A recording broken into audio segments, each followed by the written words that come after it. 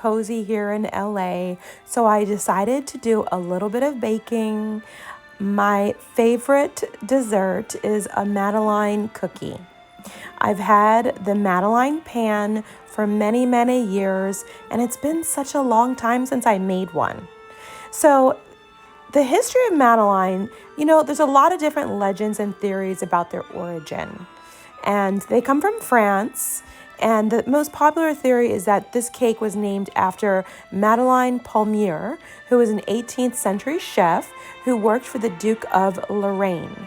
In 1755, Louis the XV, the son-in-law of the Duke, was charmed by the cakes and named them after her. His wife, Maria, then introduced them to the court at Versailles.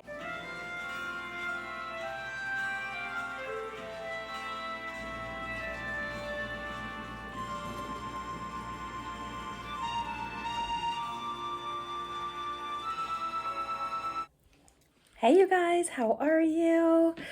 Lunch, I made my mother's British chicken curry recipe.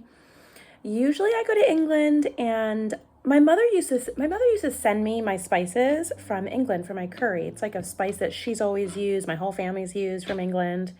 And I ran out last October. I was supposed to go get some more and I never made it to the shop.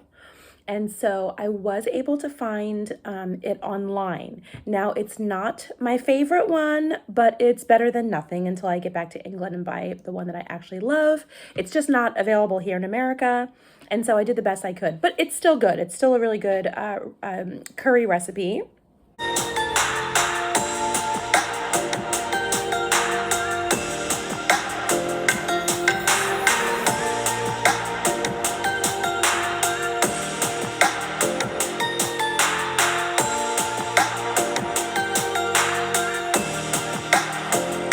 I do a lot of performing for kids with a program called Young Storytellers. I've done it for many, many, many years. And I love this program. You actually can't see the kids because, they're minors and we don't record them for anything. But a bunch of professional actors, we all go in and the kids have written the scripts and we go and perform. And it was so fantastic, you guys. Oh, gosh, it was at Culver City Middle School here in Los Angeles, and the drama teacher, she's also an actress. Her and her husband helped put everything together, built the stages. I mean, they did such a phenomenal job.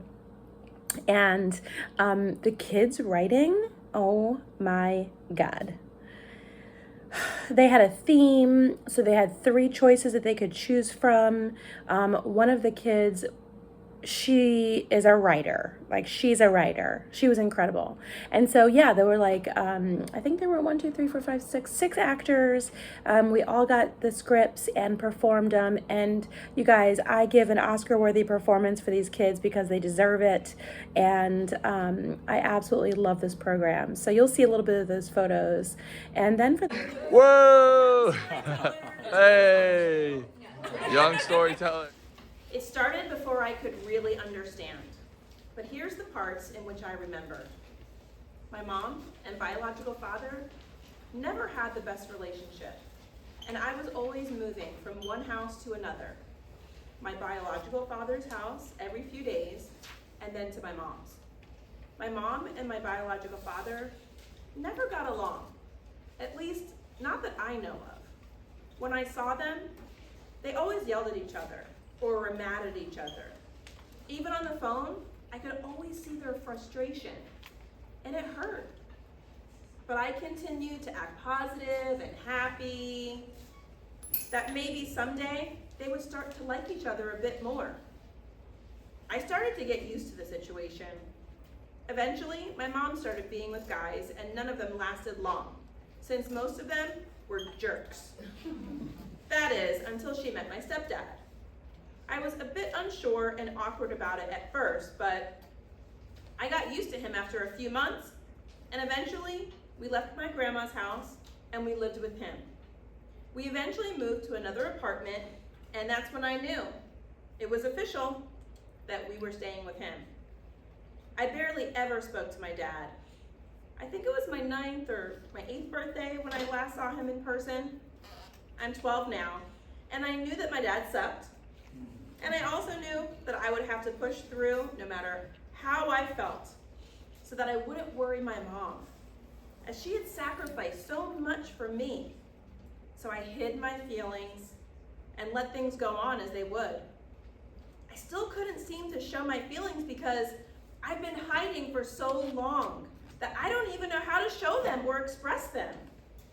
I went to school, and in 3rd and 4th grade, they never really taught me anything, so I had to go into tutoring, and it sucked. It still sucks.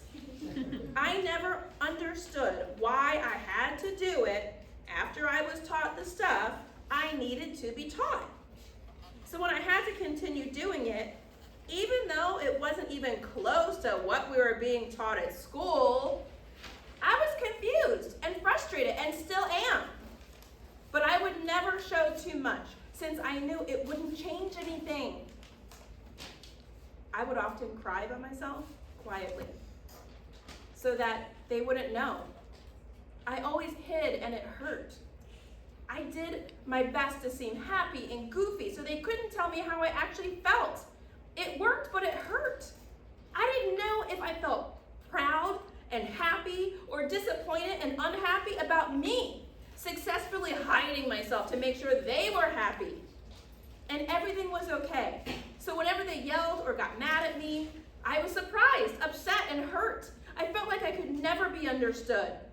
But then I realized, how could they understand if I never expressed myself? I knew I should show myself and stop hiding.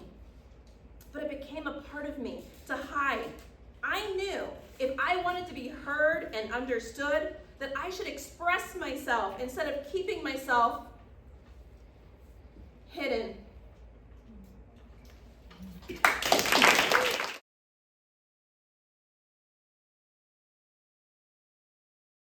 I ended the week with more holiday fun with friends. This is the Marina del Rey boat parade that happens every year, and all the boats, they have a contest to see who is the best decorated, and it's a really great time. Enjoy! See you next week.